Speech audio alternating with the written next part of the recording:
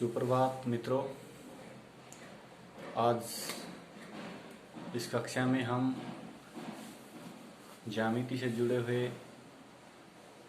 पिछली कक्षा में जो कुछ तथ्यों के बारे में बात की थी उनको मैं एक बार फिर से आपके सामने रिपीट कर रहा हूँ, दोहरा रहा हूँ।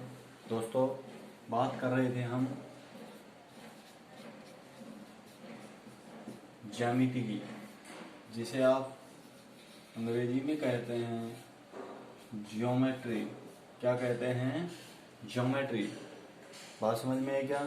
इसमें हमने ज्योमेट्री में हमने बात की थी कि जो ज्यामिति है ये गणित का वह हिस्सा है जहाँ से हमारी जो गणित है, गणित के जो अन्य पार्ट हैं, हमारी जो गणित है, गणित के अन्य पार्ट हैं, जैसे क्षेत्रमिति,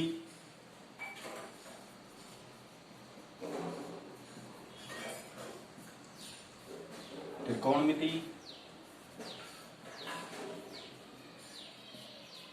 बीजगणित और अंतिम है अंकगणित। जो हमारे गणित के अन्य पार्ट हैं उन हिस्सों से बहुत ही इंटरेस्टिंग और बहुत ही इम्पोर्टेंट अध्याय है ज्यामिति। आप कह सकते हैं जो गणित का जो बहुत बड़ा हिस्सा है वो है ज्योमेट्री, ज्यामिति है। जो ज्यामिति है इसको आप मदर ऑफ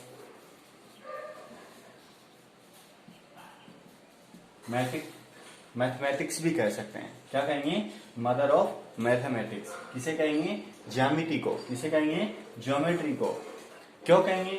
क्योंकि मदर ऑफ मैथमेटिक्स जो है इसमें क्या होता है कि इस ज्यामिति में बहुत सारी ऐसी प्रमेय चलती हैं, बहुत सारी ऐसी प्रकृति हैं, बहुत सारी ऐसी थ्योरम्स हैं जो बहुत सारी तथ्यों को हमको जानकारी देती है। वो प्रमेय हम पढ़ेंगे, वो प्रकृति हम जानेंगे, वो थ्योरम्स हम जानेंगे। किसमें? ज्यामिति में, जिसे आप कहेंगे मदर ऑफ मैथमेटिक्स। किसे? ज्यामिति को। क्यों? क्योंकि जिस तरह से हमारी मदर में बहुत सारे गुण होते हैं, उसी तरह से इस ज्यामिति में भी बहुत सारे ऐसे गुण हैं, बहुत सारी ऐसी प्रकृति हैं, बहुत सारी ऐसी थ्योरम हैं। इसलिए इस ज्यामिति को आप कहेंगे मदर ऑफ मैथमेटिक्स। तो geometry is called mother of mathematics. क्या कहेंगे? Geometry is called mother of mathematics. मेरी बात समझ में है क्या?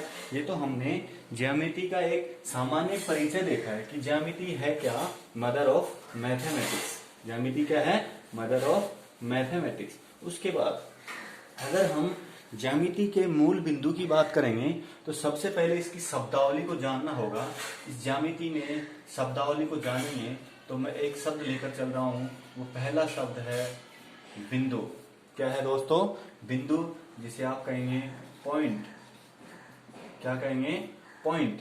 पॉइंट का तात्पर्य है, जैसे मैंने एक किसी समतल पृष्ठ पर, किसी समतल पेज पर, किसी समतल धरातल पर एक बिंदु इंगित किया है। ये जो बिंदु है ये ऐसी छोटी ज्यामितीय आकृति है। ये जो बिंदु है ये क्या है? ऐसी ज्यामितीय आकृति है। ज्यामिति क्या है? एक आकृति है जिस ज्यामितीय आकृति की न तो कोई लंबाई है और न कोई चौड़ाई है और न कोई ऊंचाई है। मेरी बात समझ में आई क्या? पहली बात करने जा रहे हैं बिंदु की। बिंदु क्या है? ऐसी सबसे छोटी ज्यामितीय आकृति है जिसकी न कोई लंबाई है, न कोई चौड़ाई है और न कोई ऊंचाई है। इसलिए आप इसे माप नहीं सकते, इसकी आप मेजरमेंट नहीं कर सकते कि बिंदु इतनी लंबाई की है, इतनी चौड़ाई की है और इतनी ऊंचाई की है। बात समझ में आई क्या? ये तो रही बात बिंदु की। उसके बाद अगला जो पॉइंट है वो है रेखा। कौन सा है? रेखा। रेखा को आप कहेंगे लाइन। क्या कहेंगे मित्रों? लाइन। रेखा का तात्पर्य है, जैसे आप बहुत सारे बिंदु बनाएंगे और इन बिंदुओं के बीच की दूरी है, इस दूरी को आप मिलाते हुए अनंत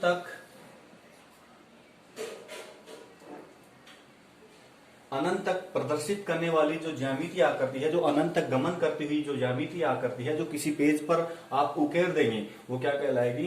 रेखा। क्या कहलाएगी मित्रों? रेखा। और किसी भी ज्यामितीय आकृति में आप रेखा की बात करेंगे तो रेखा क्या होती है? अनंत तक गमन करती है, जिसे आप माप नहीं सकते, जिसे आप मेजरमेंट नहीं कर सकते, तो आप क्या कहेंगे? रेखा। उसके बाद अब ये रेखा है, ये क्या है? रेखा है। अब इस रेखा में मैंने दो बिंदु उठाए, अब इन दो बिंदुओं के बीच की दूरी को मिला दिया, तो मिलाने के बाद इस रेखा का मैंने एक खंड प्राप्त किया,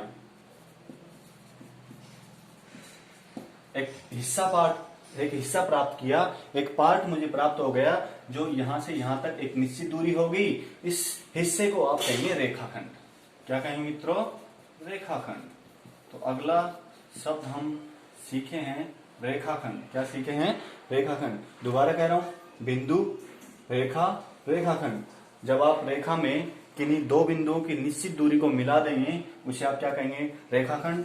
ये सबसे छोटी ज्यामितीय आकृति है जिसे मापा जा सकता है, जिसे आप माप सकते हैं, जिसकी आप मेजरमेंट कर सकते हैं कि 10 सेंटीमीटर एक रेखाखंड है। बात समझ में आई क्या? तो ये हो गया छोटा शब्द रेखाखंड। उसके बाद अब बात करेंगे रेखाएं, लाइंस। मतलब रेखाएं होती हैं क्या, रेखाओं के कितने प्रकार हैं। तो पहले इस तरह की बात करेंगे तो आप बात करेंगे रेखाओं में पहली टाइप है सरल रेखा। कौन सी रेखा? सरल रेखा। अब सरल रेखा, उसके बाद प्रतिच्छेदी रेखा, उसके बाद प्रतिच्छेदी रेखा, और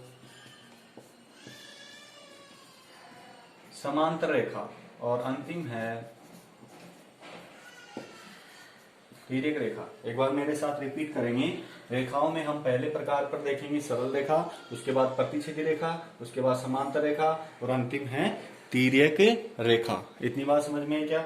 अब पहली स्थिति की बात करने जा रहे हैं सरल रेखा की। सरल रेखा, जैसा कि इसकी नाम से ही हमें प्रतीत हो रहा है कि ऐसी रेखा जो बनाने में सरल हो, जिसे आप किसी पेज पर सरल तरीके से इंगित कर सकें, उकेर सकें, वो क्या कहलाएगी? सरल रेखा।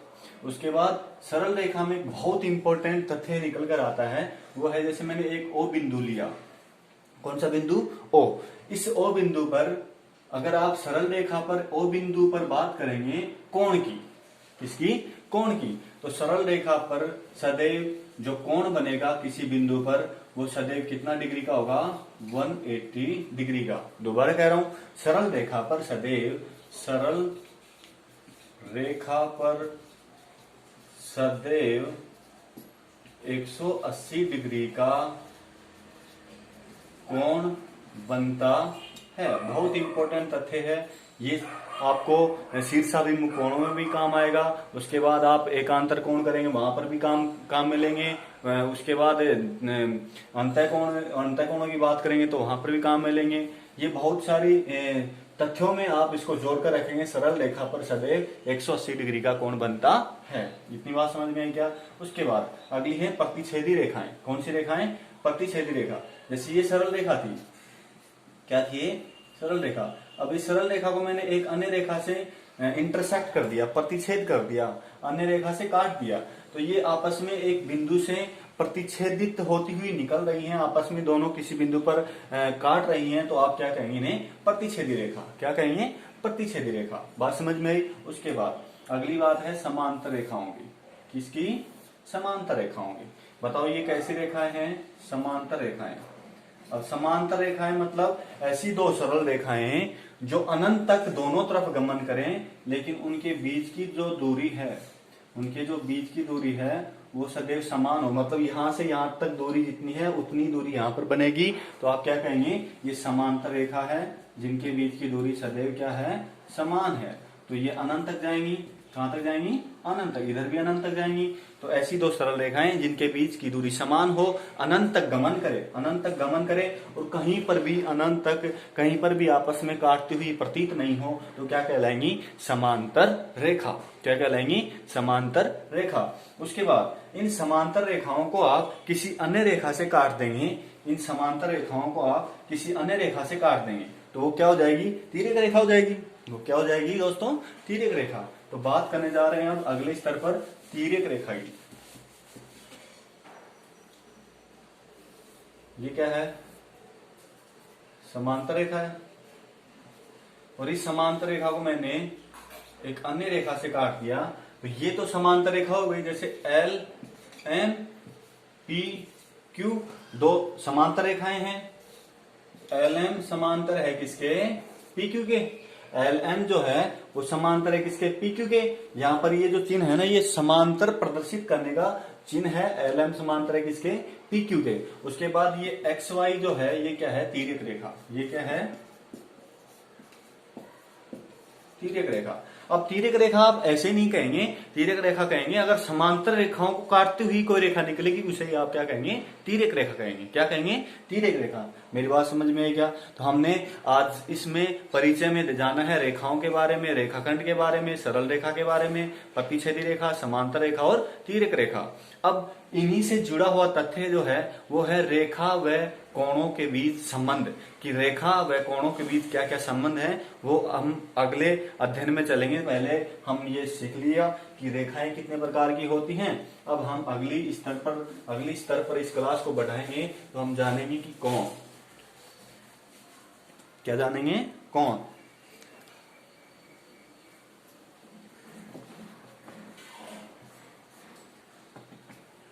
मित्रों कोण की बात करेंगे। ये क्या है दोस्तों? एक बिंदु है, एक पॉइंट है। ये क्या है? एक बिंदु है, एक पॉइंट है। इस बिंदु से एक किरण ये है और इसी एक बिंदु से ये किरण है। तो जब किसी एक बिंदु से कोई दो किरण आपस में निकलें और वो जा रही हैं और उनके बीच का जो फैलाव है, ये जो दूरी है, ये जो प्रसार है, ये क्या कहलाता है? कोण कहलाता है। क्या कहलाता है? कोण कहलाता है, जिसे आप कहते हैं एंगल। क्या कहते हैं? एंगल। दोबारा कह रहा हूं, जैसे आप ये बिंदु है और यहाँ पर जो ये जो फैलाव है, ये जो इन रेखाओं के बीच का जो प्रसार है, इन जो किरणों का जो प्रसार है, ये दूरी है, ये क्या कहलाएगी? कोण कहलाएगी। क्या कहलाएगी दोस्तों? कोण कहलाएगी। इतनी बात समझ में आई क्या? तो ये तो हो गई कोण की बात। उसके बाद कोण भी बहुत सारे होते हैं। कोण भी बहुत सारे होते हैं। तो पहले स्तर की बात करें तो आप जानेंगे सरल रेखा में कौन सा कोण बनता है। ये सरल रेखा हमने कहा था, जो ऐसी रेखा जो सरल तरीके से बनाई जा सके वो सरल रेखा। उसमें भी एक बिंदु लेंगे और इस बिंदु पर जो बनने वाला कोण होगा वो कौन सा कोण होगा? सरल कोण। वो कैसा कोण होगा? सरल कोण। और सरल कोण का मान कितना होता है सदैव? 180 डिग्री। क्या कहेंगे? सरल कोण का मान कितना होता है सदैव? 180 डिग्री। उसके बाद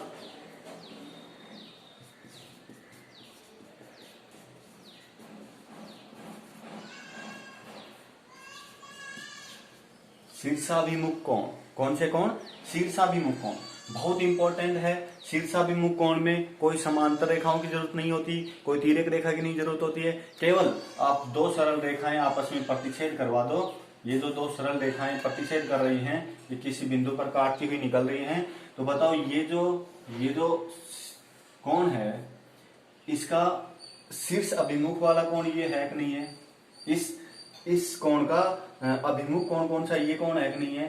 तो अगर ये कोण और ये कोण दोनों आपस में बराबर हो गए तो ये कैसे कोण कहलाएंगे? शीर्षाभिमुख कोण कहलाएंगे। क्या कहलाएंगे? शीर्षाभिमुख कोण। जैसे मैंने इस कोण का मान 40 डिग्री का, तो ये क्या हो गया? ये भी 40 डिग्री, क्योंकि शीर्षाभिमुख है। इसका शीर्ष इसके अभिमुख है और इसका शीर्ष इसके अभिमुख है। तो आपस में ये दोनों कोण कैसे हो गए? शीर्षाभिमुख कोण। कैसे कोण हो गए? शीर्षाभिमुख कोण। इतनी बात समझ में है क्या? उसके बाद ये जो कोण है, बताओ इस कोण के शीर्षाभिमुख नहीं है क्या? तो आपने कहा ये सरल रेखा है कि नहीं है? सरल रेखा है, सरल रेखा पर कितना मान होता है 180 डिग्री। अब 180 में से ये कोण 40 डिग्री है, तो ये कितना बच गया 140 डिग्री। मेरी बात समझ में आई। उसके बाद ये शीर्षाभिमुख कोण आपस में है कि नहीं है, ये कोण आपस में शीर्षाभिमुख नहीं है क्या? अगर ये 140 है तो उसे भी कितना होना पड़ेगा 140 डिग्री। तो ये भी क्या कहलाया शीर्षाभिमुख कोण। ये आपस में ये इसके शीर्षाभिमुख है, ये शीर्षाभिमुख इसके शीर्षाभिमुख है। तो मेरी बात समझ में आई क्या? शीर्षाभिमुख कोण सदैव क्या होते हैं समान होते हैं। क्या होते हैं? सदैव समान होते हैं। तो पहला कोण हमने सीखा सरल कोण जो सरल रेखा से बनता है। उसके बाद शीर्षाभिमुख कोण वो भी सरल रेखाओं के प्रतिच्छेद करने पर बनता है। वो भी कैसे? प्रतिच्छेद करने पर बनता है। इतनी बात समझ में आएगी। उसके बाद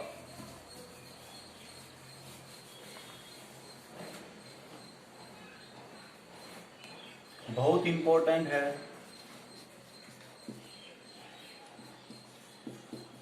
एकांतर कोण। मेरे साथ बने रहें। एकांतर कोण इसका मतलब अल्टरनेटिव एंगल। अल्टरनेटिव एंगल का तात्पर्य है ये सदैव समान होते हैं। मैं जो बात कर रहा हूं वो आप जानते चलें। एकांतर कोण भी सदैव समान होते हैं, लेकिन एकांतर कोण जो होते हैं उनकी स्थिति आप कैसे जानेंगे? एक तो ये स्थिति होती है, एक ये स्थिति होती है। मतलब यहां पर जो कोण है, यहां पर जो कोण है, ये दोनों आपस में समान होंगे। इस कोण के बराबर ये कोण बराबर होगा। कैसे जानेंगे? जैसे आप कहेंगे मैंने समांतर रेखाएं ली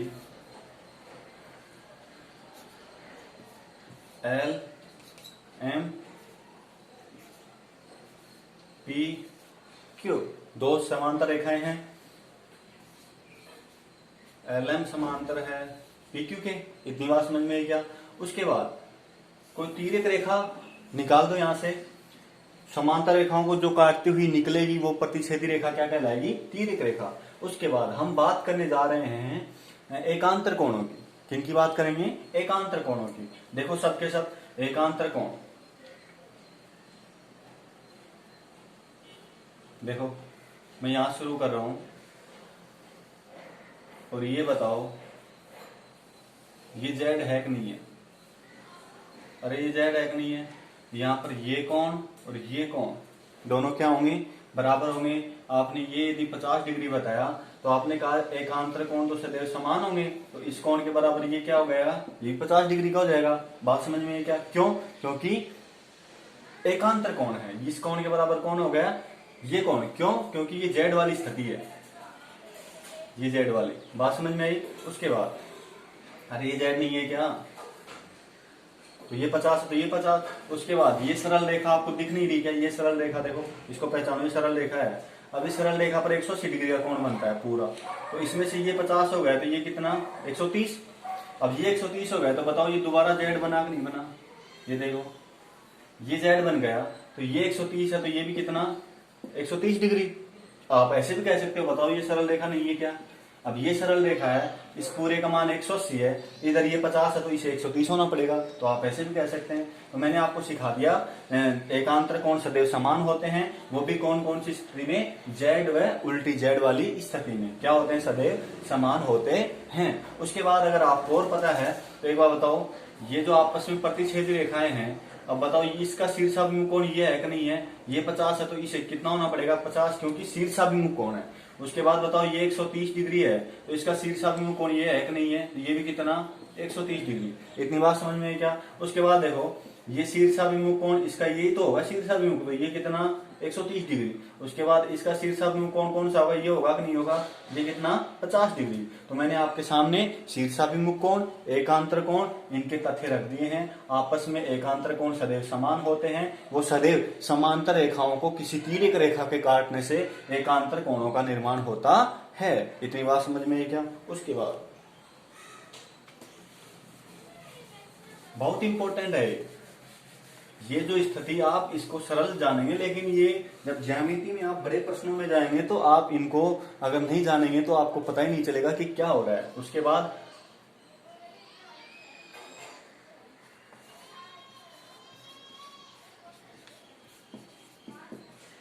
संगत कोण, करेस्पॉन्डेंस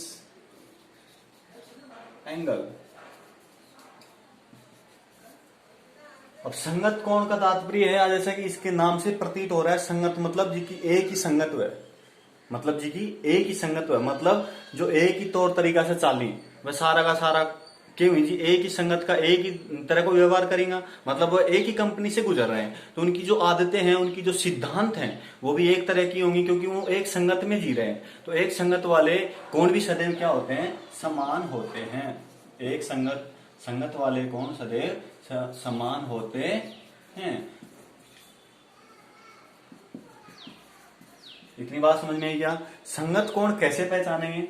ये भी सदैव समांतर रेखाओं के प्रतिच्छेद करने पर, समांतर रेखाओं के प्रतिच्छेद करने पर ही इनका निर्माण होता है। आप शीर्षाभिमुख कोण बहुत अलग है, लेकिन एकांतर कोण, संगत कोण, इनका निर्माण कब होता है? जब आप समांतर रेखाओं को, मैं क्या वर्ड बोल रहा हूं, समांतर रेखाओं को आप किसी अन्य रेखा से काट देंगे, तो वो तिर्यक रेखा जो काटेगी, उसके बाद यहां से एकांतर कोण और संगत कोण का निर्माण होता है। तो मैं बात करने जा रहा हूं संगत कोण। कौन से कोणों की? संगत कोणों की।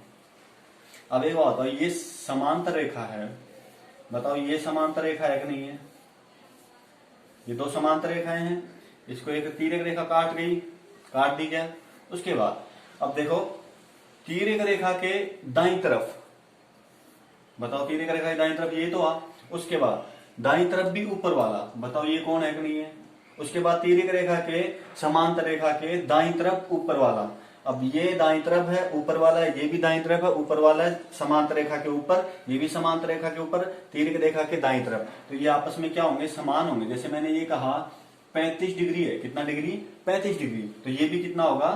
35 डिग्री। क्यों? क्योंकि संगत कोण है। क्यों है? क्योंकि ये संगत है, इस संगत कोण के बराबर है, तो ये 35 डिग्री हो गया, तो ये भी क्या हो गया? 35 डिग्री। मेरी बात समझ में आई क्या? उसके बाद अब बताओ ये सरल रेखा है कि नहीं है? अब इस सरल रेखा पर सदैव कितना डिग्री का बनता है? 180 डिग्री का कोण बनता है। तो 180 में से ये 35 डिग्री है, यहां से यहां तक, तो 180 में से आप 35 घटाएंगे तो आपको नहीं आता, तो ऐसे घटा लो, 10 में से 5 गए 5, 17 में 3 गए तो 14, तो आप कहेंगे 145 डिग्री। कितना डिग्री? 145। अब आगे चलो, देखो मैं आपको बहुत अच्छे लेवल पर लेकर जा रहा हूं। अब बताओ ये कोण शीर्षाभिमुख कोण इसके कोण के शीर्षाभिमुख है कि नहीं है? तो ये कोण और ये कोण समान नहीं होंगे क्या? ये 35 है तो ये भी 35। उसके बाद अब ये शीर्षाभिमुख कोण नहीं होंगे क्या? ये इसके शीर्षाभिमुख है तो ये कितना? 145। अब ये 35 है तो ये भी कितना? 35। मेरी बात समझ में आई क्या? क्यों? क्योंकि शीर्षाभिमुख है। उसके बाद अब बताओ ये तिर्यक रेखा है, अब संगत कोण की बात करता हूं, ये तिर्यक रेखा है, ये समांतर रेखा है। अब समांतर रेखा के ऊपर